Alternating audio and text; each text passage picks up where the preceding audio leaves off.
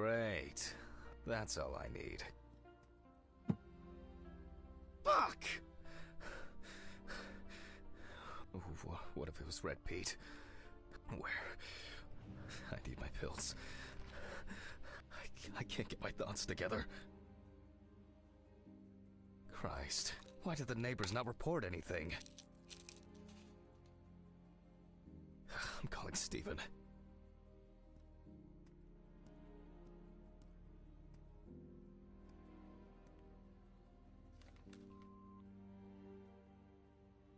Steven?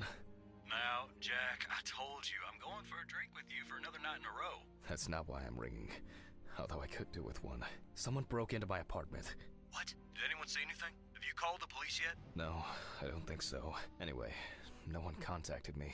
As for the police, I'm calling right now, officer. All right.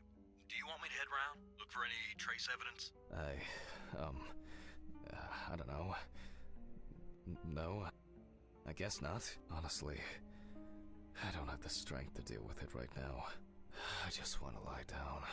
Are you sure? Because it's no trouble at all. I think so. I'm sorry. I just wanted to calm down a bit. I don't know. That's probably some stupid joke. Only money was stolen. Money? From Alice's box? Oh, fuck.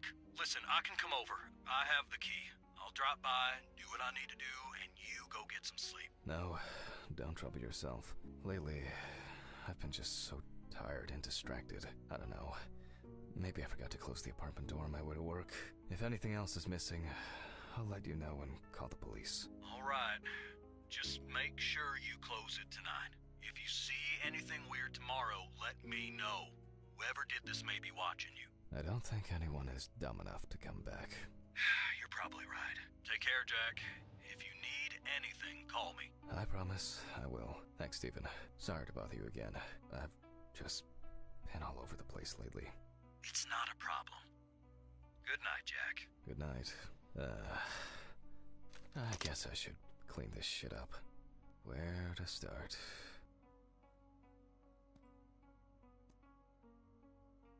Maybe I could barricade the door with this.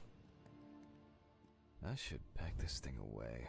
I have no interest in DI. Now I'm sure I won't get caught up in these papers. Alice's family should really have some of these.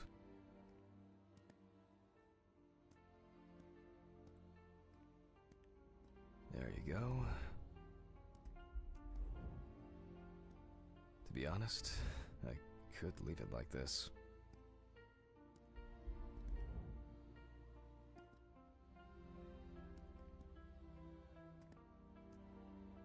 I'm glad this didn't break.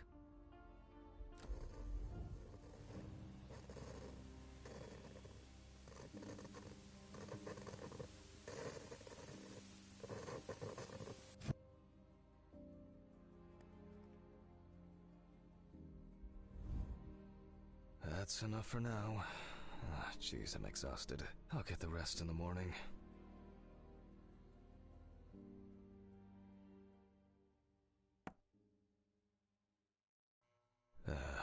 That's enough. I need to quickly change and finish getting ready.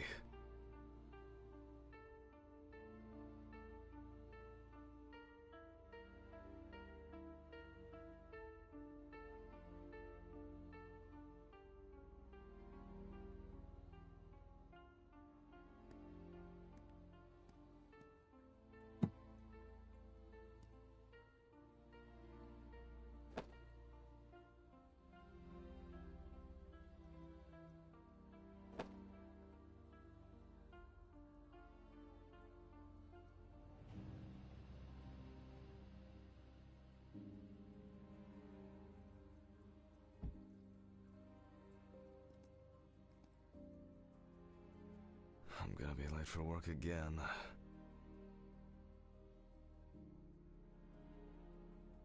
Got my keys, got my files. Check.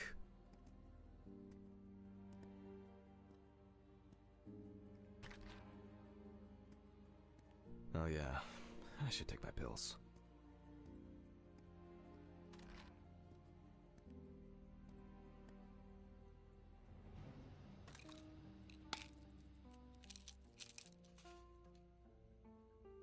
feel like it takes me forever to finish these things. Time to go.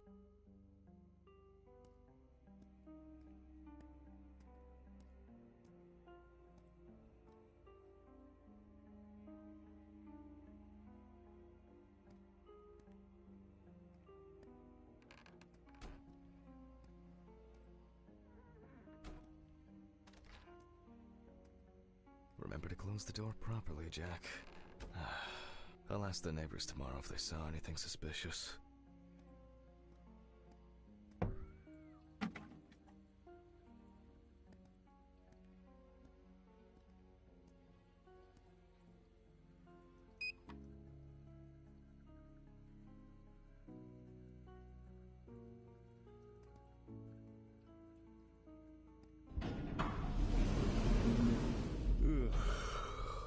I wonder if Ridley fixed the coffee machine.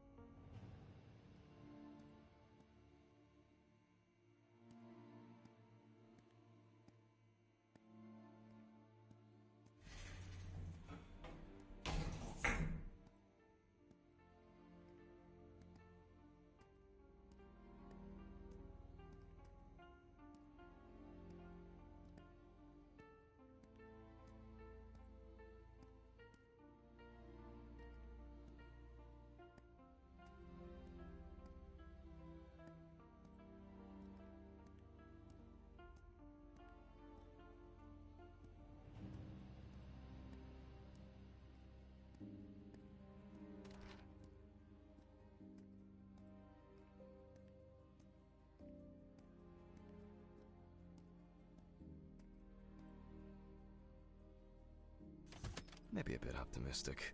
I'd better grab a coffee on the way.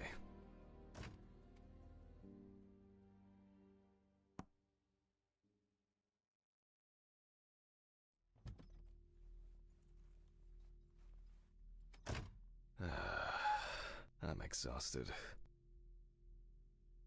I wonder who Stephen brought in today.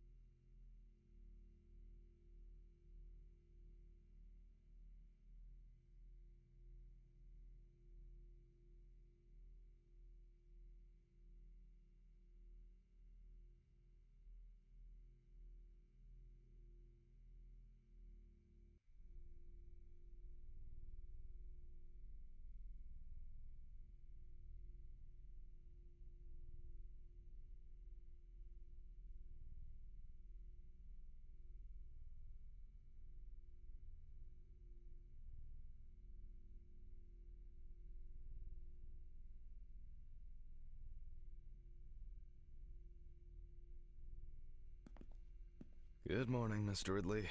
Oh, he's not here yet? No, I'll do without him.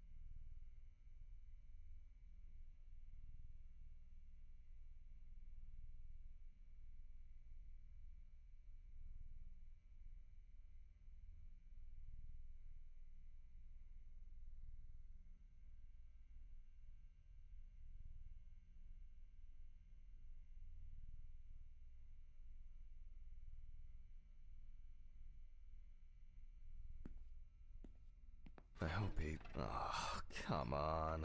He was too lazy to even wheel the gurney to the autopsy room.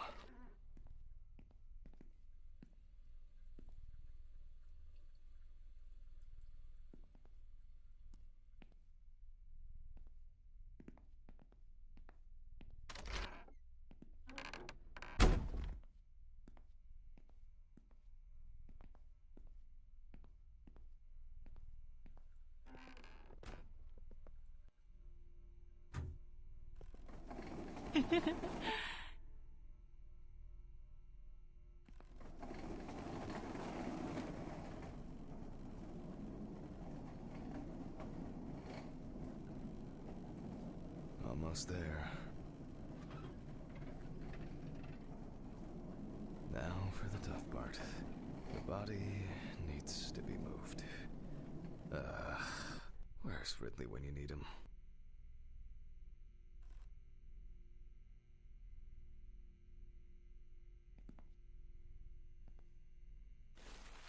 All right. I just need some gloves and my apron. Then I can get to work.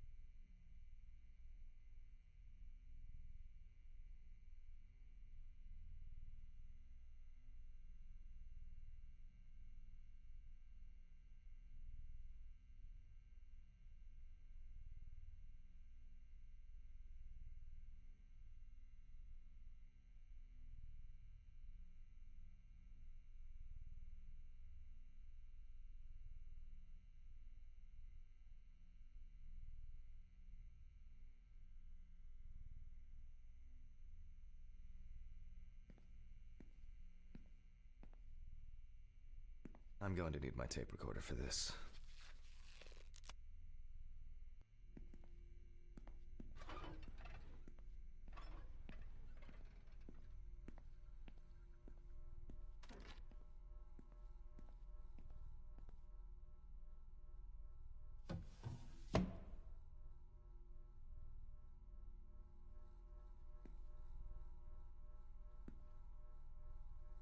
They definitely pay me too little for this.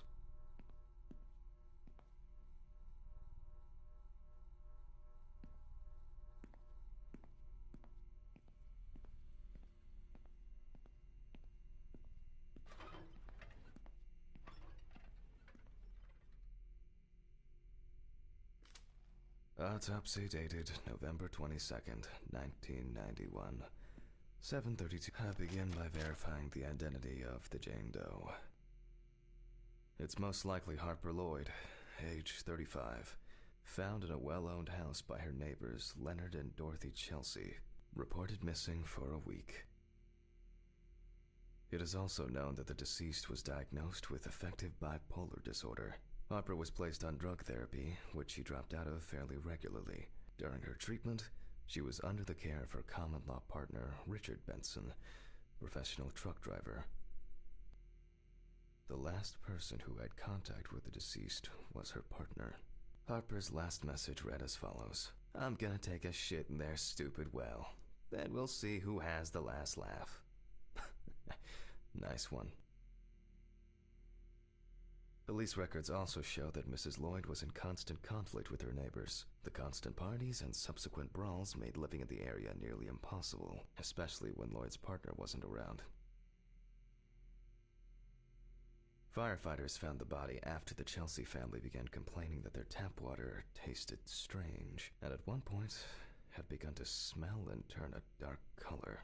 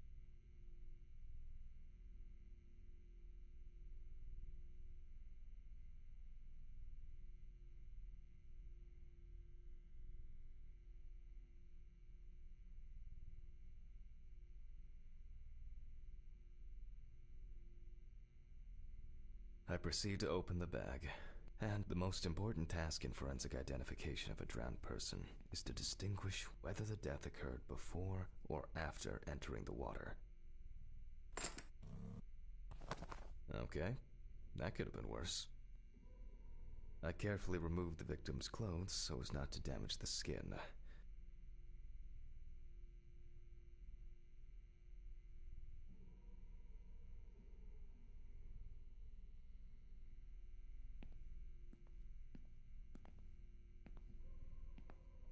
The deceased was found. One shoe was missing. I'm going to need the camera to document all possible suspicious marks.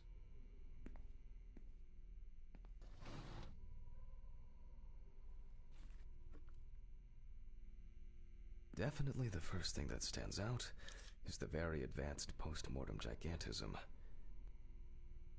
The skin of the deceased appears very delicate, smooth, and relaxed from being in the water for a long time. The whole body is extremely pale.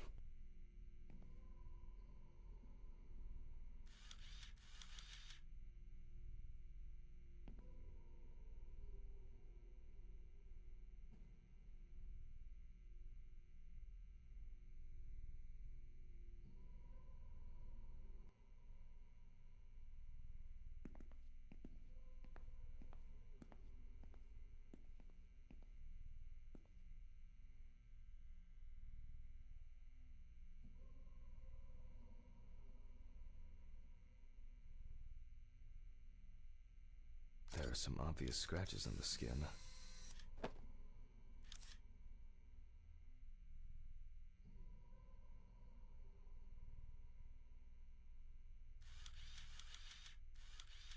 The skin on the hands can be easily separated from the body. The separation takes the form of a glove.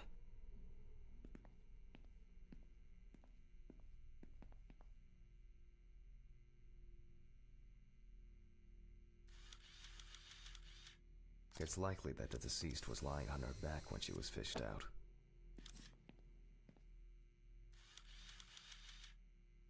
There are bruises and hemorrhages on the neck. These usually occur due to increased inhalation when fighting to breathe underwater. Post-mortem markings are seen on the underside of the body, that is, on the back, thighs, and calves of the deceased.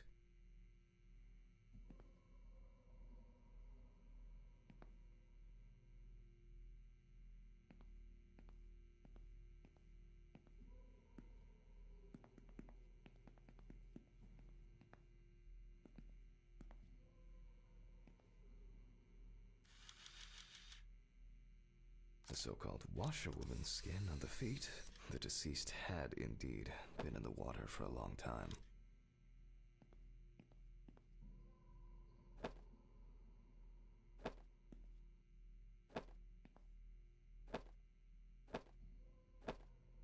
So, after the preliminary exam, it's time to take a closer look at this. Today's date, the deceased was clothed. Rigor mortis does not need to be checked. Based on the state of decay, you can be sure it has subsided.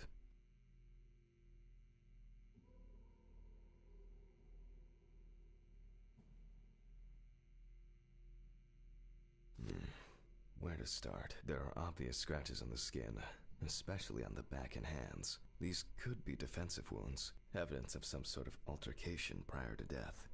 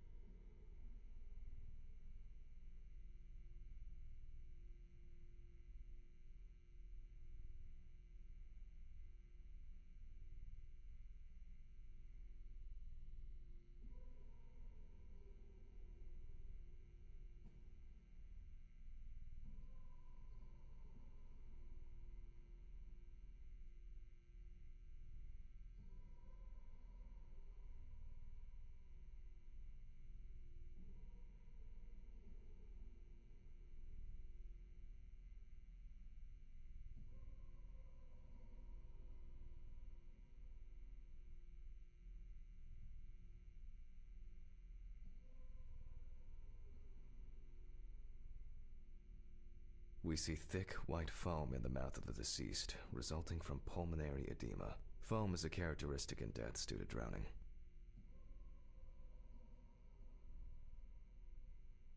The spots have a purplish blue-red hue, which is a typical sign of the death of the organism.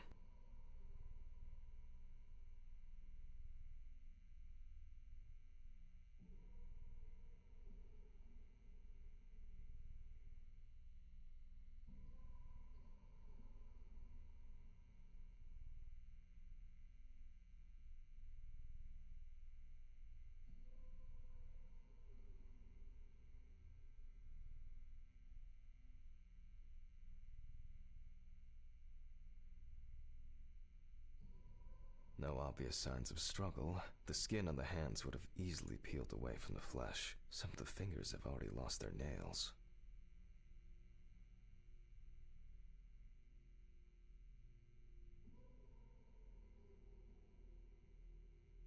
Yep, pretty typical. Liver mortis are formed as a result of putrefaction of blood in the veins.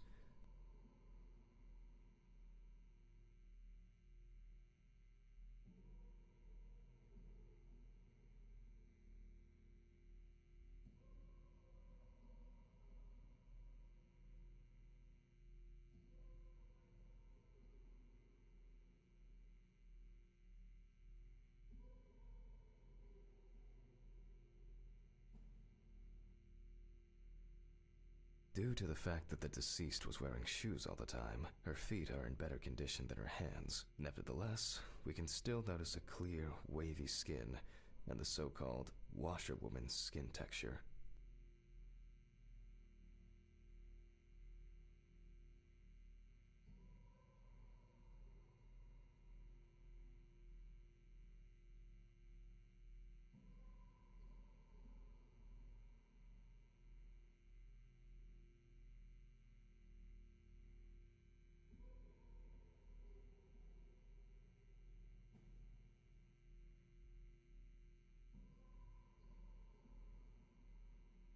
Okay, that's probably enough to indicate it. I'd better note that down in the records. Marks found on the neck and foam. Those abrasions appear. There doesn't seem to be anything on diffuse spot. Hands heavily wrinkled from submersion. Considering the deceased's penchant for drinking alcohol, it could have been a mere accident.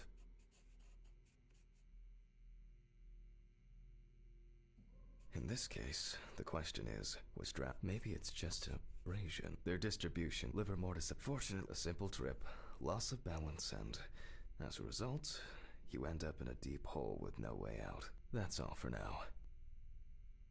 Before I begin the dissection, I'll make sure the suggested identity is correct.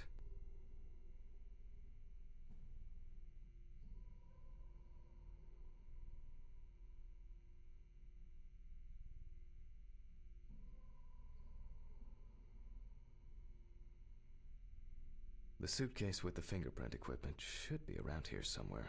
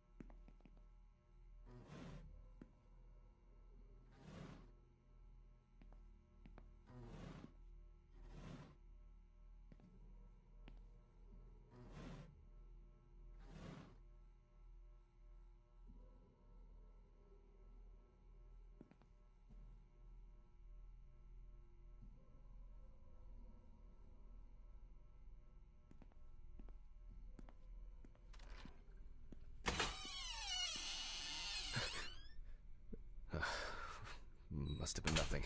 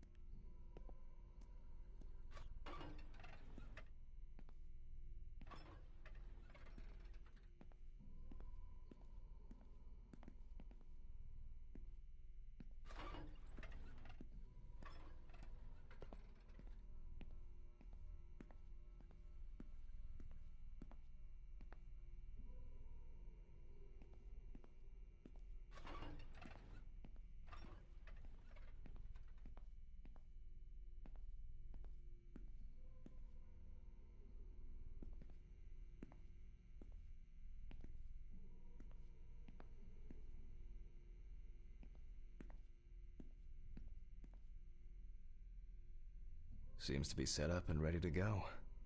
Oh, here it is. With decomposing bodies, the tissue of the pads and the fingers tends to shrink. To remove these shrinkages, if the body of the deceased is well preserved, the fingerprint sheet should always be checked. Slipping fingers, too much or too little ink, or inaccurate hand position can make fingerprints illegible.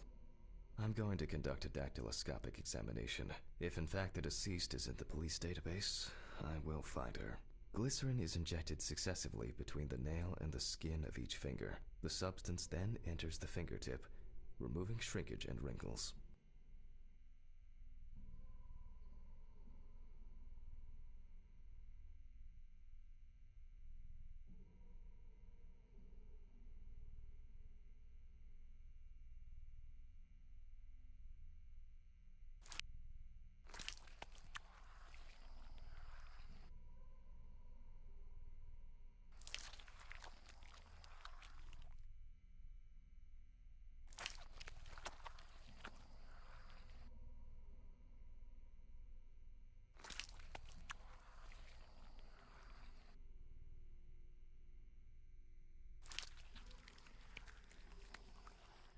Now I take a brush. Only when the skin is taut and elastic can you use ink.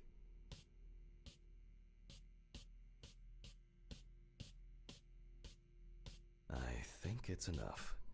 I'm getting fingerprint samples.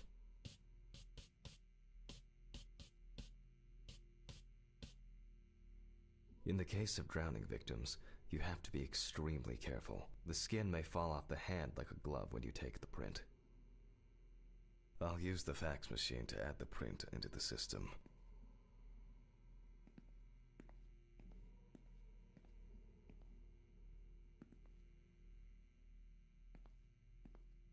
Green button, and...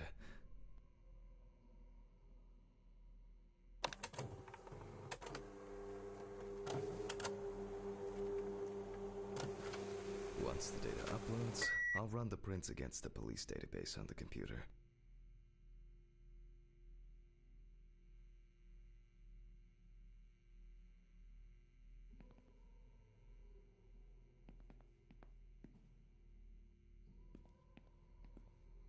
Great.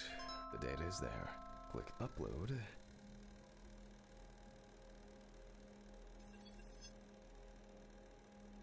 Now, go through the database and find a matching print. Expect possible hours of fun.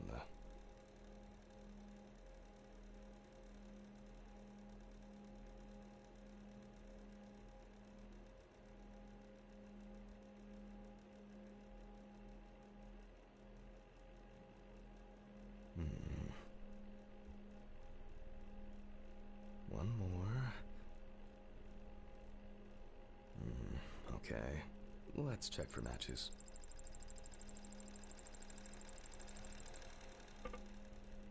This is not our Jane Doe. One more. Analyze button.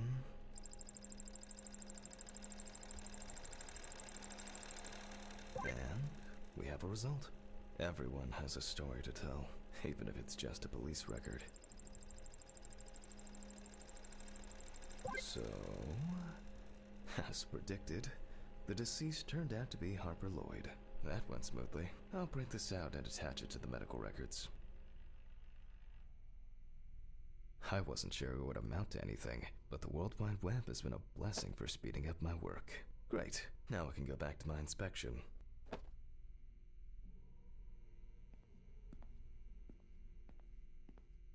I'm adding the name of the deceased. I'll start the internal examination by taking fluid from the victim's brain. A needle inserted through the nose will do the trick. If the victim was alive when she fell into the well, she must have swallowed water fighting for her life, and then diatoms, characteristics of pooled water like a well, got into the body. In the meantime, I'll check the sample under the microscope. I'm sure that these algae traces will be found in the samples taken from the... Now I need to adjust the knobs properly and place the diatom. The aperture still needs adjustment. The image is too dark. Oh, I'm finally starting to see something here. The aperture still needs adjustment. It's not a dirty lens, I'm afraid. And perfect.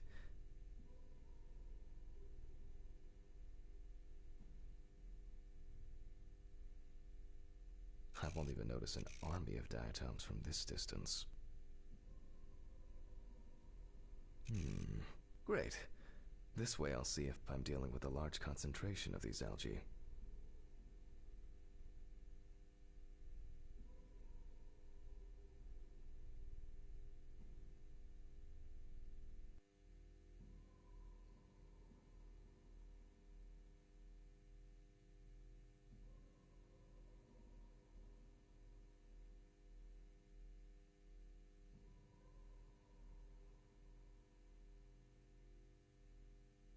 It's not a dirty lens, I'm afraid, but rather a bad focus. And perfect.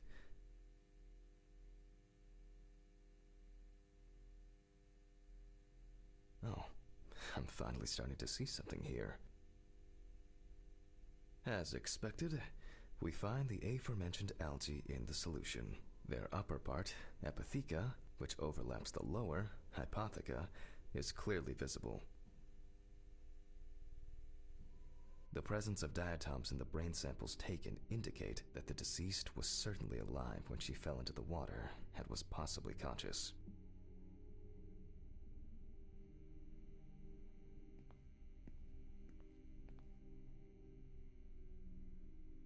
Since there were diatoms in the brain, it means that many more of them must have entered the body. Studies of the rest of the organs will most likely confirm this hypothesis. I can finally get to the practical part. I must be extra careful because the skin of the deceased is very stretched. I wouldn't want an explosion here.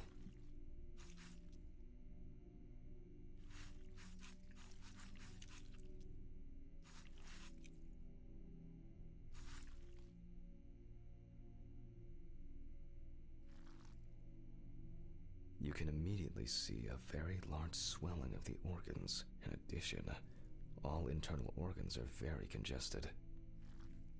I proceed to remove the rib cage. It's easy to see that the ribs have been imprinted in the lungs, so I'm going to start by drawing blood from the lungs for testing for diatoms.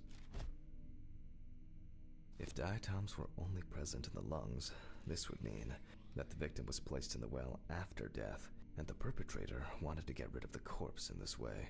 Now, I remove the lungs and proceed. Taking the lungs in my hand, I feel that the tissues have lost their elasticity, which is the result of water emphysema. In addition, there is significant swelling of the organs, and as a result, we have a nice imprint of the ribs. The emphysema itself, it's clear how far it's progressed, which is characteristic of drowning.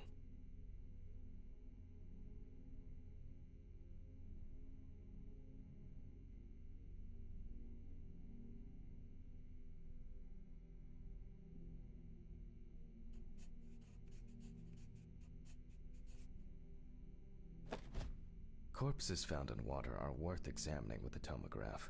However, I can't count on such luxuries, so I must reach for a more archaic technology, a bucket and water.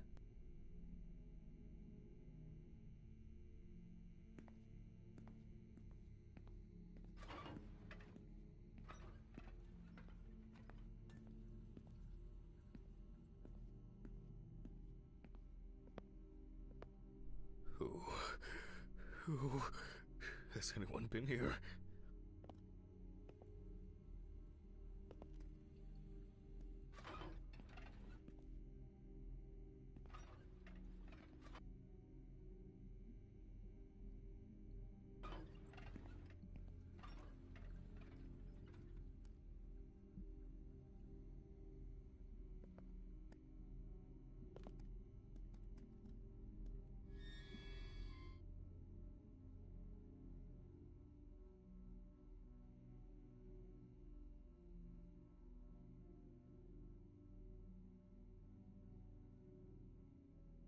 I hope no one dipped a mop in it.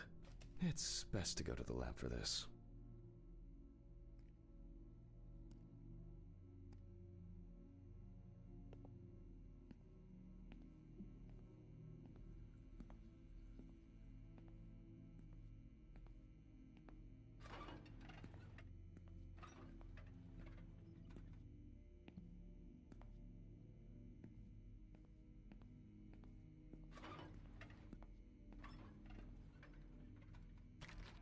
Historically, the lung float test is used to detect infanticide.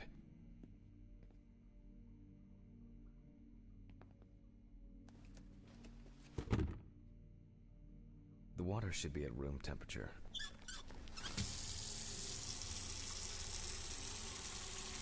That's enough.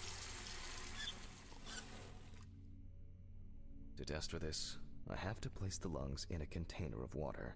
This checks if there is air in the lungs. And speaking of lungs, everything is ready to bring them here.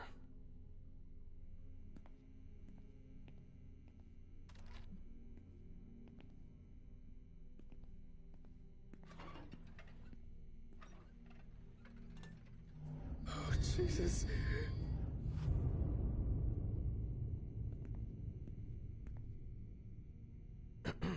Of course, such a study isn't without flaws. Air may have entered a newborn's airways during resuscitation attempts. Gases released during decomposition could also give a false result. In this case, however, it's about something else, namely, the amount of fluid in the lungs. To test for this, I have to place the lungs in a container of water and wait to see if they fall or if they will float on the surface.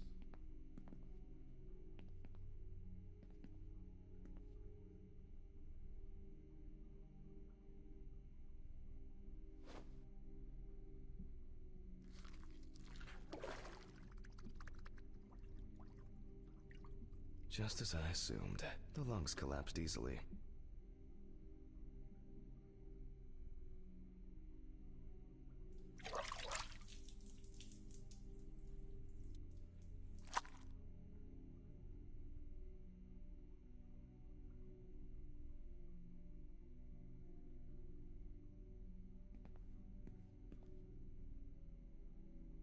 Fluid could have entered the lungs during panic attempts to catch breath underwater, but it could also be the result of bacterial infections or cancer, so further investigation is needed.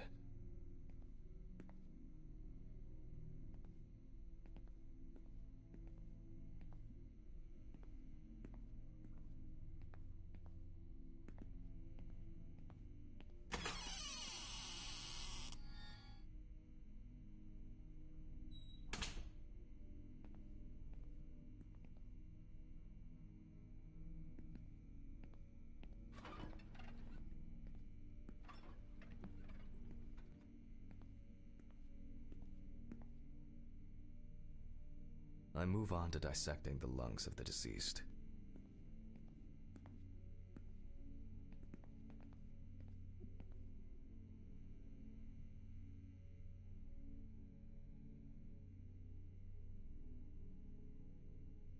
You can hear the distinct, very unpleasant crackling of the tissues being cut through.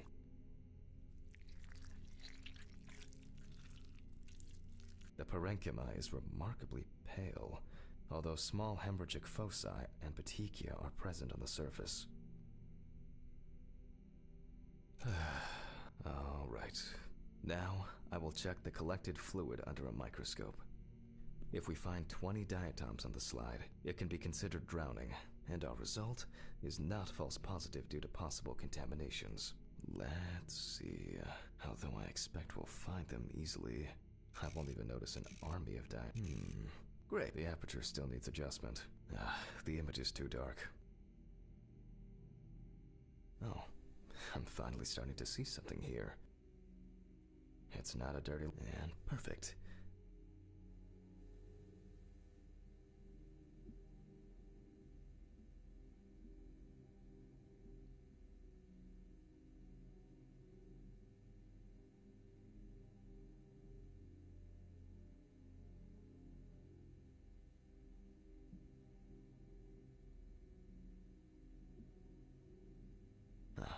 As expected. In solution, the diatoms are clearly visible. There are small... It's not a dirty lens, I'm afraid, but rather a bad focus. It's not a dirty lens, I'm afraid. I'll make a note of all this.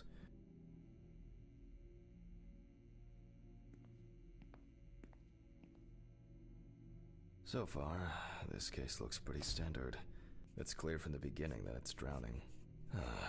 Well, the procedure requires me to check everything anyway.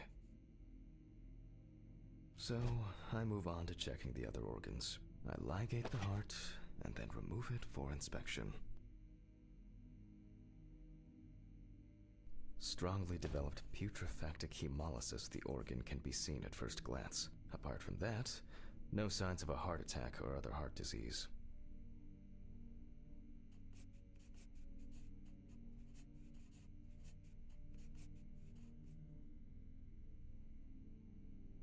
I move on to the next organ. This time, it's the liver. It's immediately apparent that the deceased didn't care for herself. Like most organs, her liver is enlarged and severely congested. The beginnings of cirrhosis are visible in some areas.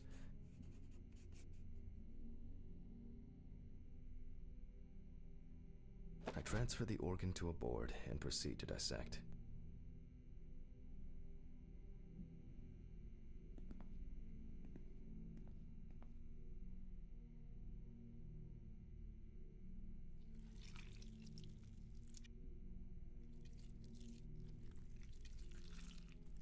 The cross-section clearly shows dilated veins and many small hemorrhagic foci.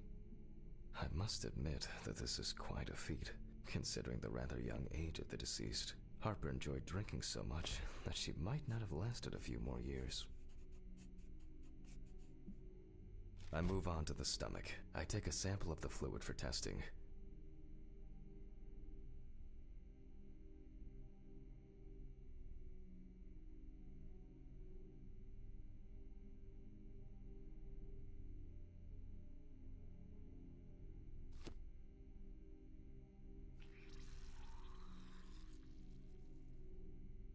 It looks very turbid. I'll see what happens after spinning, but that's in a moment. Now, I carefully ligate the organ, then cut it off. It's enlarged, probably full of putrid gases. I transfer it to the board and carefully open it, checking the contents.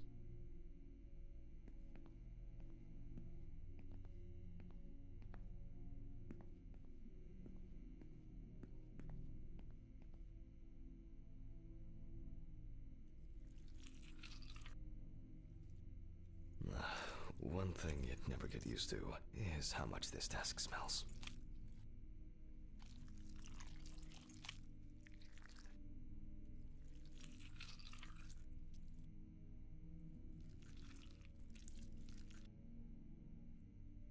Okay, the stomach is full of fluid, so let's check the diatoms. Again, but in a centrifuge for a change. The problem with examining drowned people is being able to show whether the death was due to drowning or whether something else contributed to the death. Cramp, heart attack, drugs, homicide, or some accident. Such an analysis requires viewing from different angles and a careful interpretation of the collected data, including those from the field. That's why it's so important to collect as many samples as possible. Unfortunately.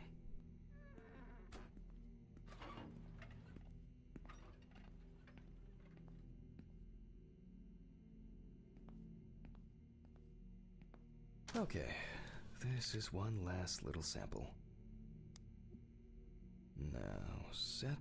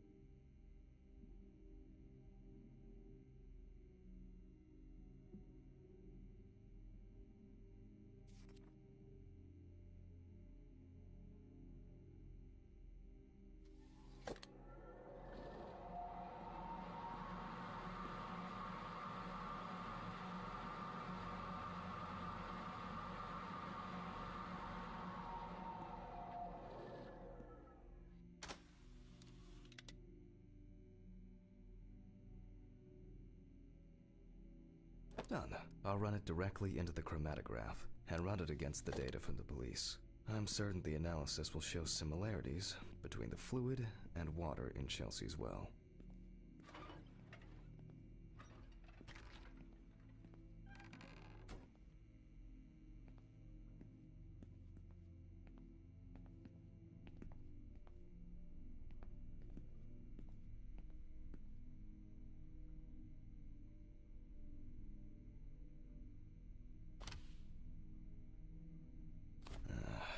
Let me think.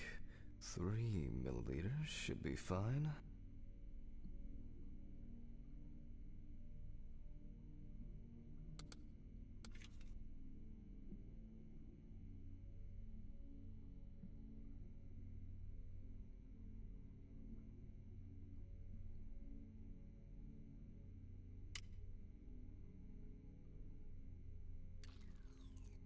Okay, now it's the chromatograph's turn.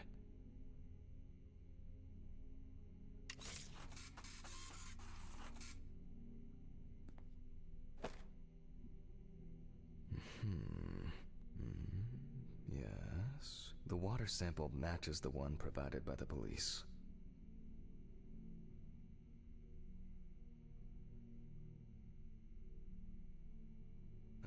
Well, the results are quite clear. I was hoping it would be a more interesting case.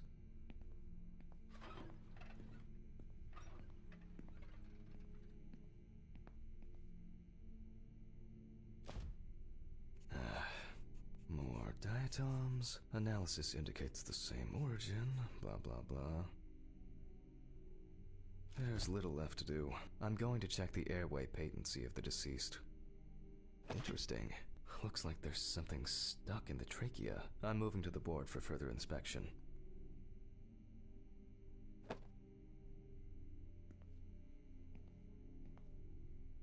I dissect the trachea and open the organ. Inside, I find a wedding ring. This is interesting. Let me look at it. Based on the size, I can say that it's a woman's wedding ring, quite standard from the outside. There's an engraving inside. What the fuck? But this is my ring. Alice's ring. But how did it, but this should be at home. I have it. At home. I have to check this out. Where are my meds? Where the fuck are my meds? Jesus Christ. Hope these all make it go away. I have to check the apartment. It can't be.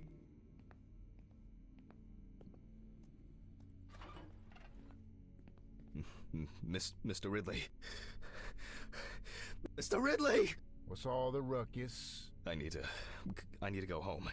Immediately. What? Now? I have to. Have you seen anyone here this morning? Anybody suspicious? Oh, there was no one. Dorothy was, but only for a moment, then she left. What's wrong with you, Hammond? Okay. Thanks. What about the corpse? I'll come back, I promise. Jesus Christ!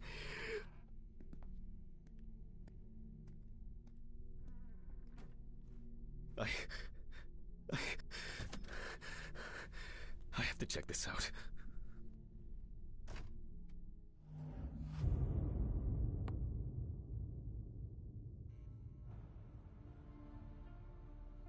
This...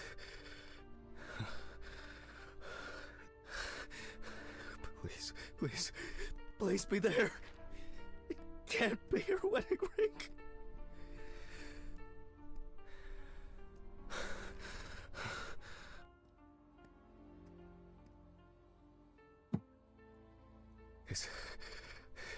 It's not here. It's not.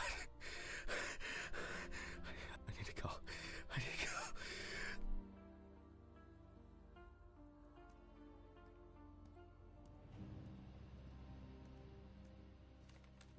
This is sick. Fuck.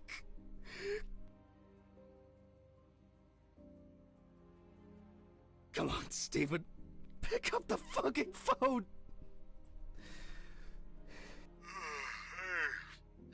What's up, man? They took the ring. What? What ring? What are you talking about? They took the wedding ring. Alice's wedding ring. One sec. You mean burglary? You said nothing was missing. Yes, I know that. I don't know. I was jittery. Maybe I didn't notice. I don't know, but that's not the worst of it. Calm down, Jack. Breathe. What happened? I found it in the trachea of the deceased I was working on. Do you understand? I pulled it out of a dead woman's trachea. What? I don't know what's going on. You think Red Pete wants revenge? He's playing with me. Huh? I knew it from the beginning. This is going to happen. I didn't make it up. Jack, listen to me. Try to calm down. Don't leave the apartment. I'll be with you right away, okay? I'm on my way. What sane person would do something like that? Fucking Ridley lets in whoever he likes as usual. What are you saying? Stephen? Don't leave me, man. Come on. Fuck. Oh, God, what now? Okay, I need a drink.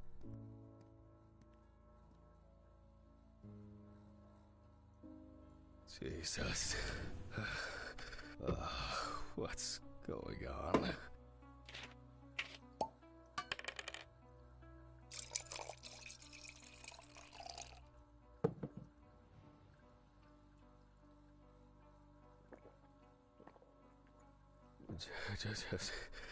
Just one sip more. Yep.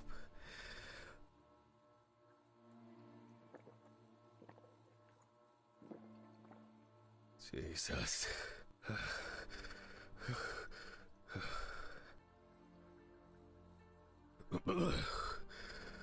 Okay.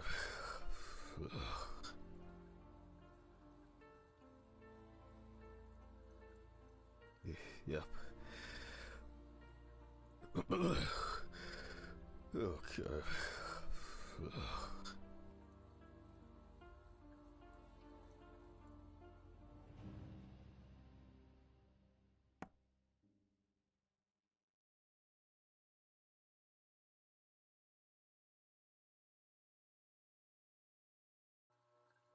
These reports will kill me one day.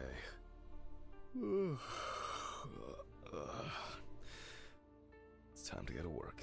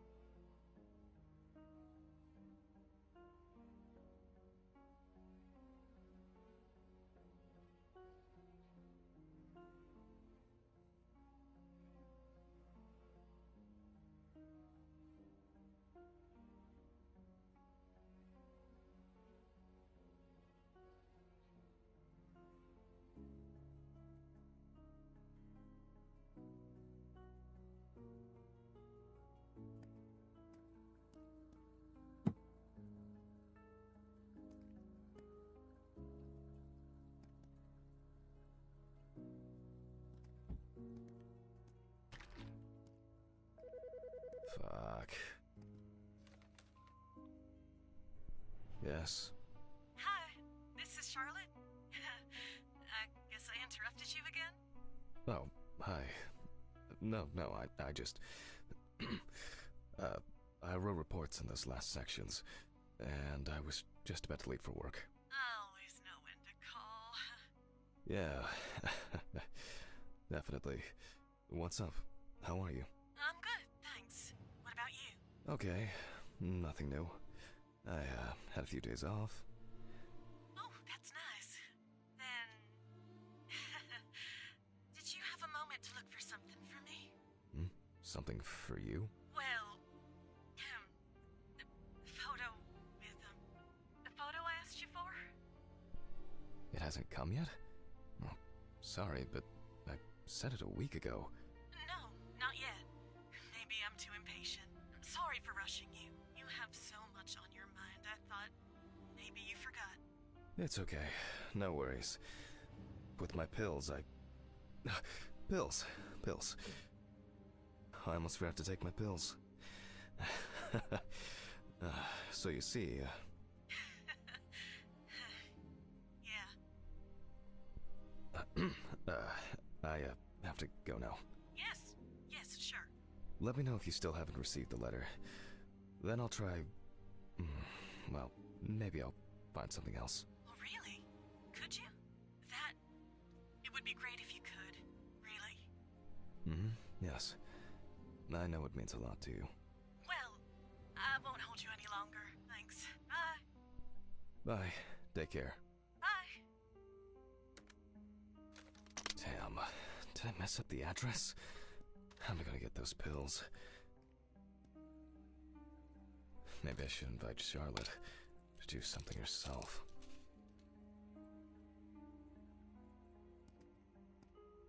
I should take out the trash first.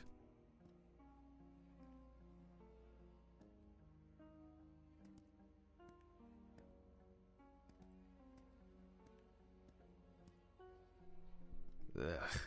Why is it so wet?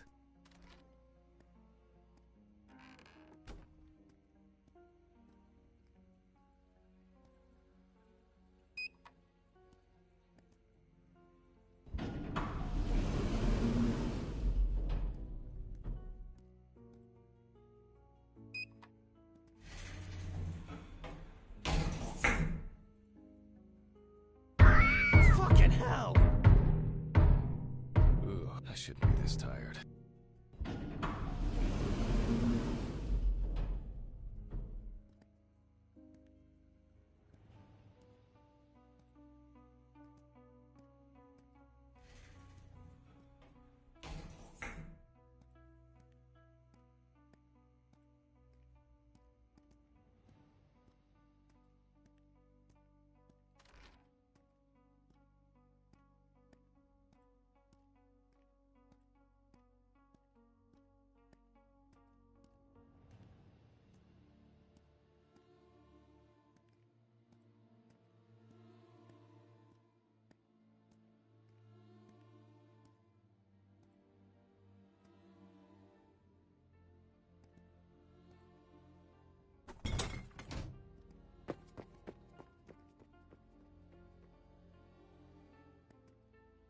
You disgust me.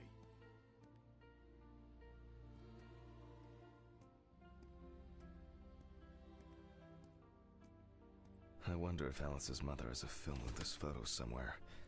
I actually hadn't thought about it before. I should call her on Friday.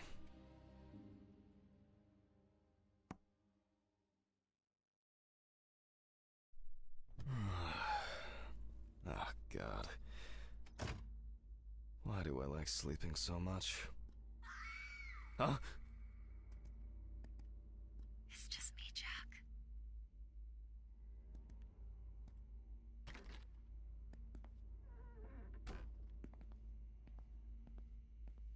Good afternoon.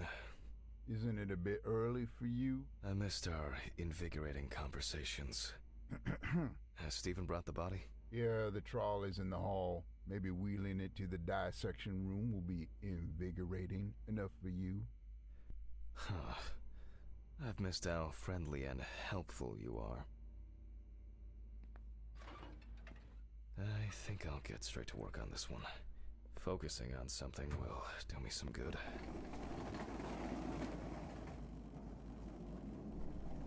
Christ, this one's heavy.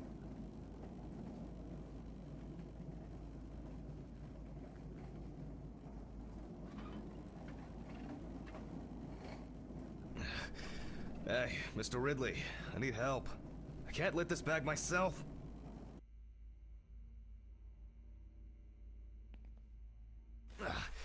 Ridley!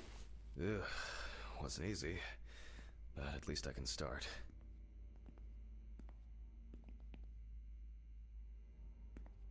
A new package must have arrived. I guess Dorothy ordered it.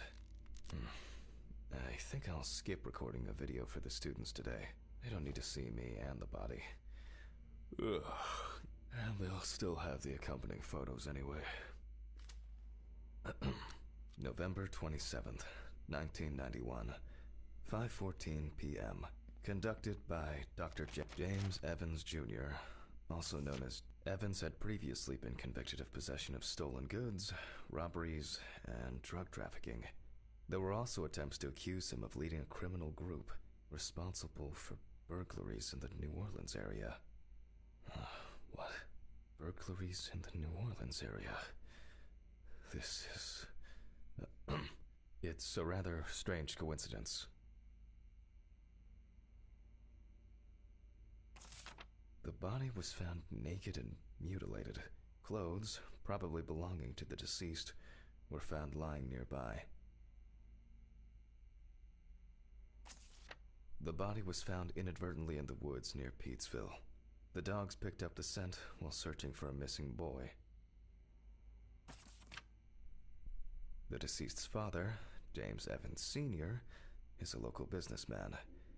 He was the one who reported the disappearance. At the time of the report, his son hadn't been home for 3 days. Police photos show that the body was not even particularly hidden, but only covered with a thin layer of soil, branches, and leaves. Sounds disturbing. I wonder what condition the body is in then. I'll start by opening the bag.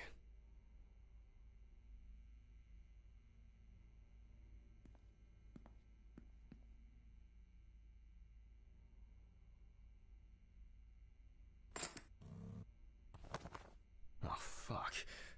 I didn't expect this level of mutilation. This is going to be a dirty job. I'll check through the bag the police left.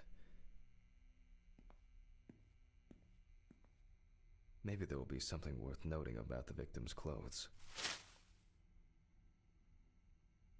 Leather belt, plain cotton t-shirt, classic jeans. Certainly not my style. Is this?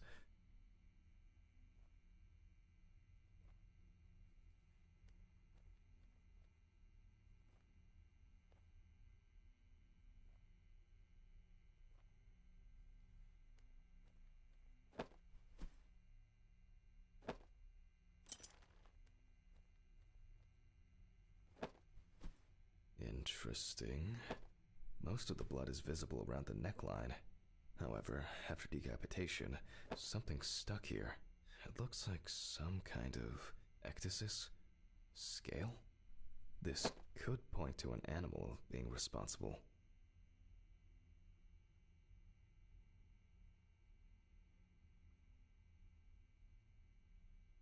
The bloodstains don't appear to be related to any injuries on the body. A lighter, engraved with the it looks somehow... it's probably a coincidence.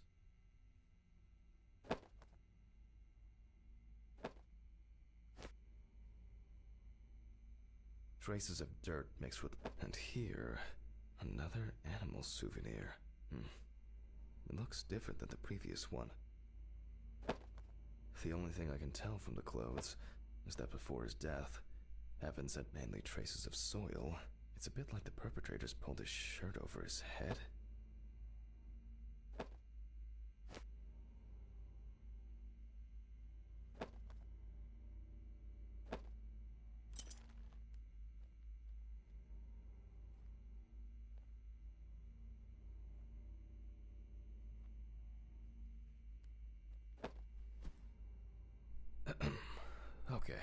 I'll take a look at the scales. They seem too different. Dorothy once brought an animal encyclopedia here. She performed an autopsy on an exotic animal smuggler. The guy suffered an accident while transporting illegal animals.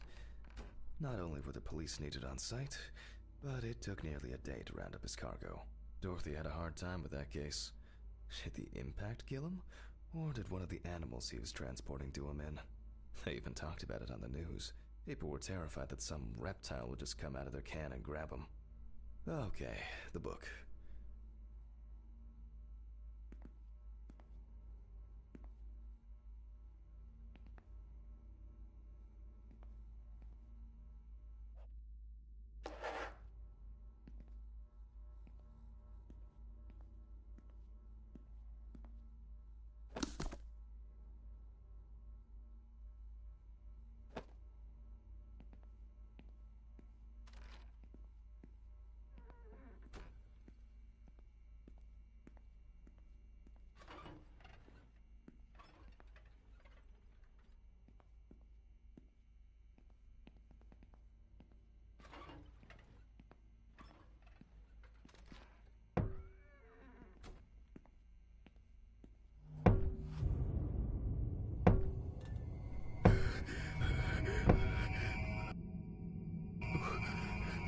Who is this?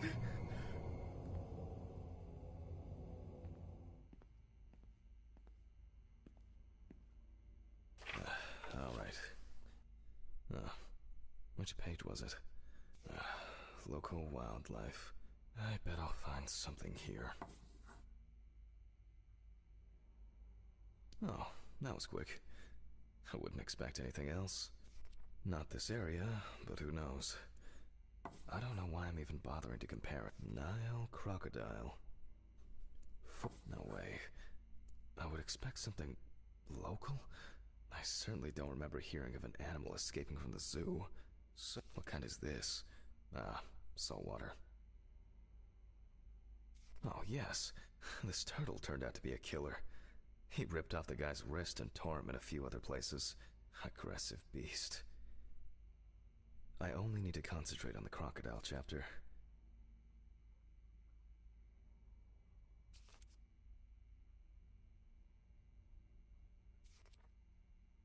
Ugh. Christ. Why am I so tired? Some coffee would be nice. What was I supposed to... the pictures. I'll have to show them to Dorothy. Too bad that we no longer keep our ranking. With something like that, I would come out on top. There hasn't been a case like this for a long, long time.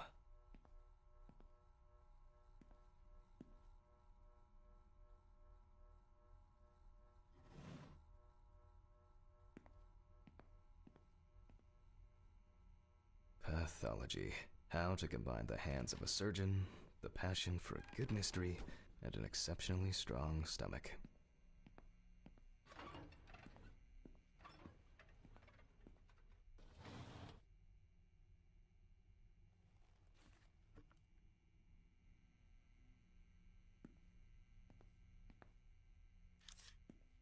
All right, I'll begin. The deceased skin is smooth and taut. This suggests an advanced stage of decomposition of the corpse.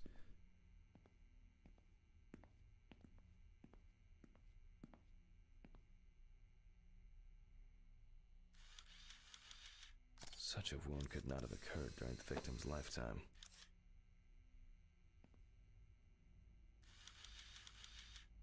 It's unlikely that a human would make such a wound. Nasty.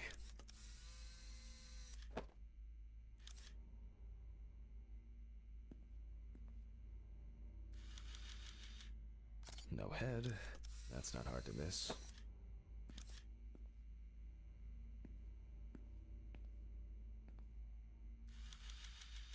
Evans couldn't have tied himself up like that. It looks like some sort of attack or kidnapping.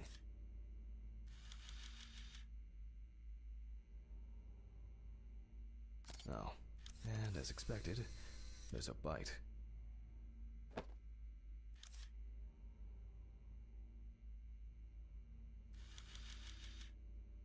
There are also clear traces of the deceased ankles being bound in some way.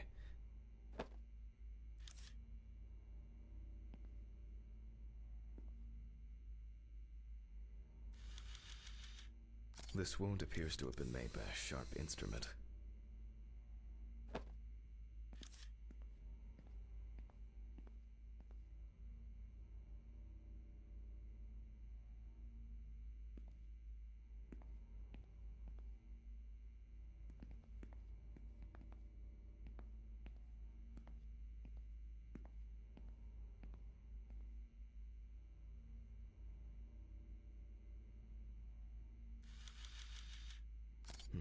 Interesting. This needs to be investigated further. I need to gather my thoughts together. And look at these photos. It seems that this case will... I wonder whether the decapitation took place before or after the work of animals can be seen here. I have some suspicions about these marks.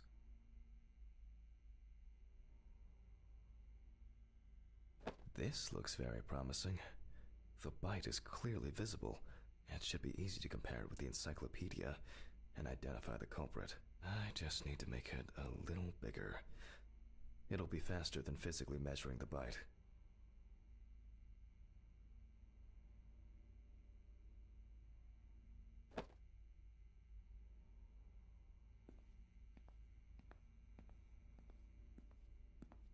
I hope I put it in right. I can never remember whether it was image up or image down.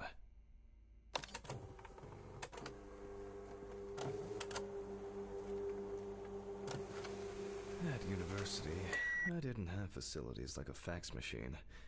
Everything was done by hand. Ah, fantastic. Practically a one-to-one. Just some tracing paper, a pencil, and I can check these in the encyclopedia.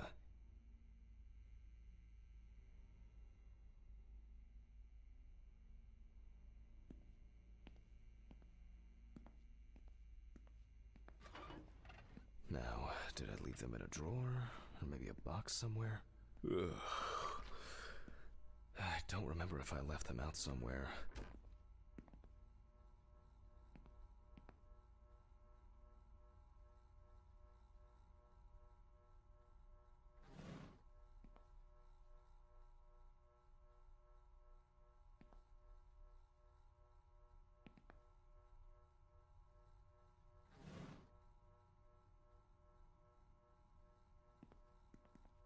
Wednesday.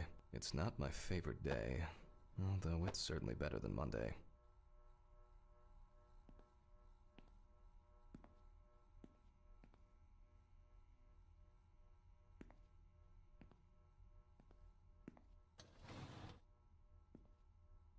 Oh, looks like I can tidy up after myself.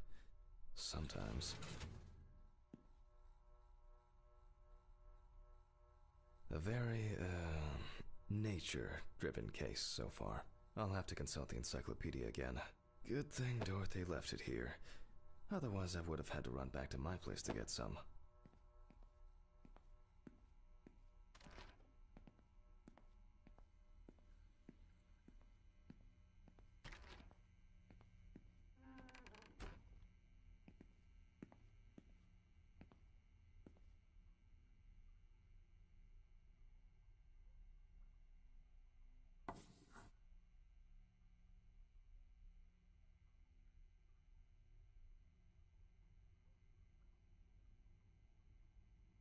The shape of the jaw appears correct, but not the teeth.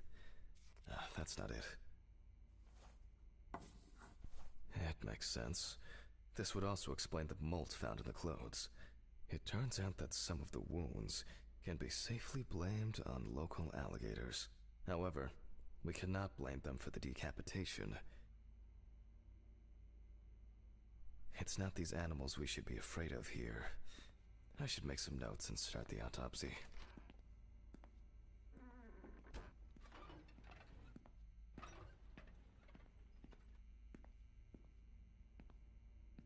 Ugh.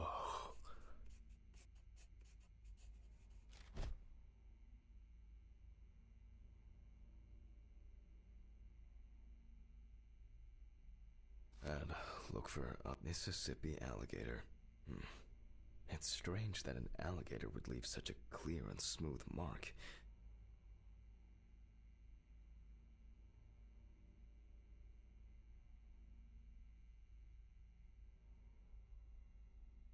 Several stab wounds of varying depth and circumference. It looks like the killer might have missed before they finally hit the neck.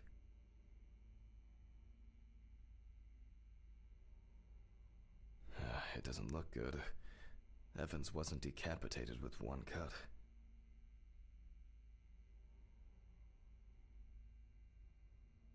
Looks like an uneven bite. It's worth taking a closer look at this. Maybe there will be some remaining teeth marks.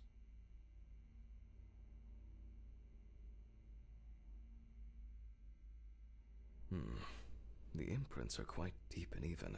From the looks of it, I'd say Evans was restrained with his own belt. The result of an animal tearing at its body, eaten skin, soft tissues, and genitals. There are even some teeth marks, but, well, it doesn't look like an alligator. The bite is firmly incorporated into the wound. A photo alone won't help me here. I need to make a cast and compare it.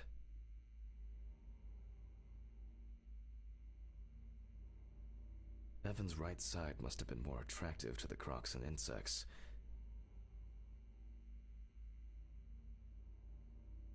Very strong binding marks. You can see peeled epidermis and small wounds. There's no end to playing zoologist today.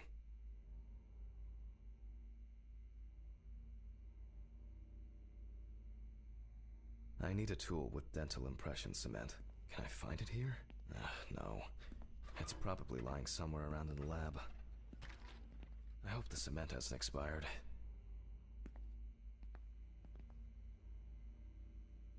A month after the due date. That could be worse.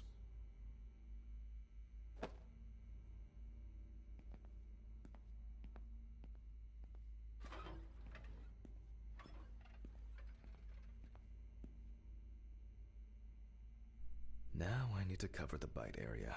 Wait until it hardens. I think it's ready. The cast looks quite contaminated from the other wounds in that area. Well, let's hope the imprint turns out better.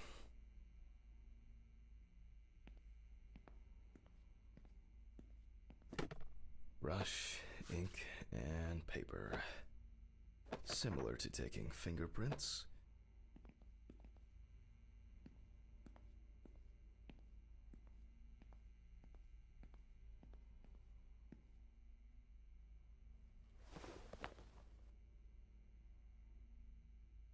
Paint over the area.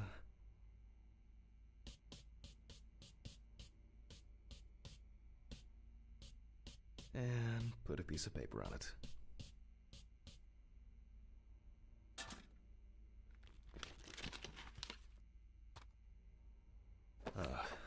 That's very strange. I'll run it through the facts and check it on the computer. I really don't want to believe what I'm seeing.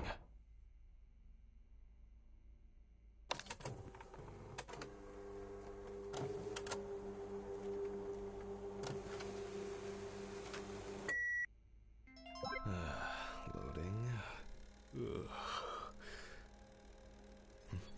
What? Wow.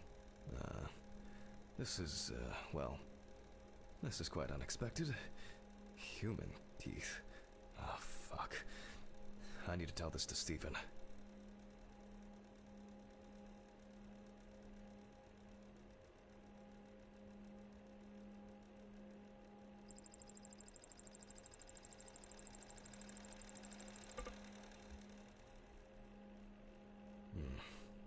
Maybe not everything is cataloged correctly.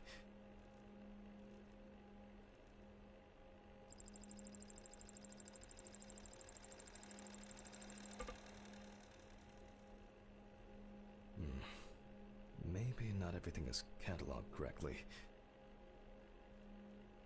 Loading. It'll probably take a while.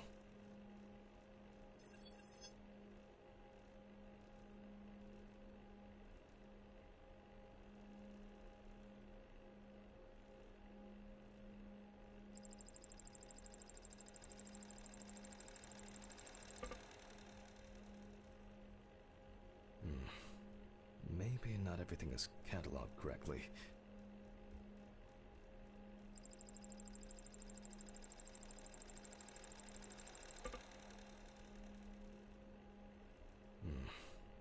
Maybe not everything is cataloged correctly.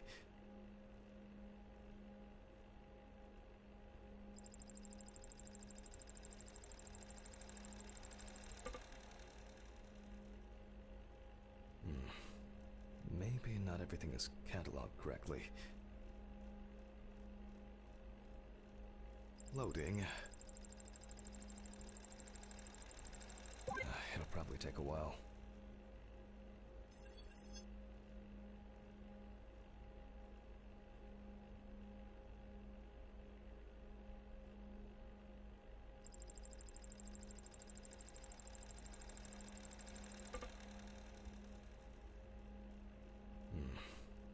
Maybe not everything is cataloged correctly.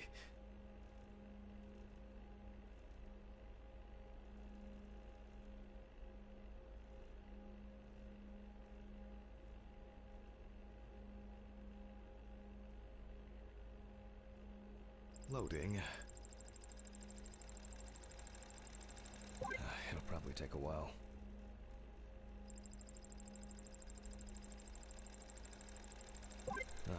Finally. What? The partial impression I have may match several people. Okay, this one is in prison, so he's out. Another in prison. No, here's someone with quite interesting tendencies. Oh, he's dead. It doesn't fit. This one doesn't either. I'm afraid this will remain a mystery. The killer's profile is getting more and more. I can't do it. I need to calm down first.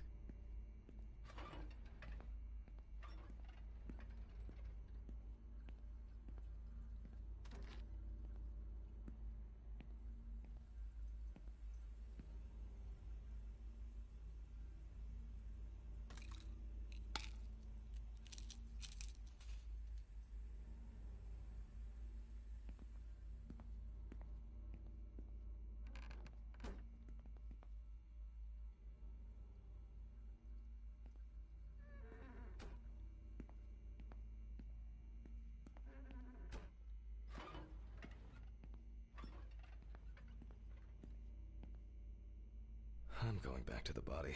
I need to make a note before I start the dissection. You can see that the tool used was sharp and smooth. So, they look quite shallow. Torn tissue. Maybe something chased that alligator away before it bit down properly? This wound turned out to be more troublesome than I thought it would be. For obvious, I need to verify the perfect breeding. Alligators rarely kill humans.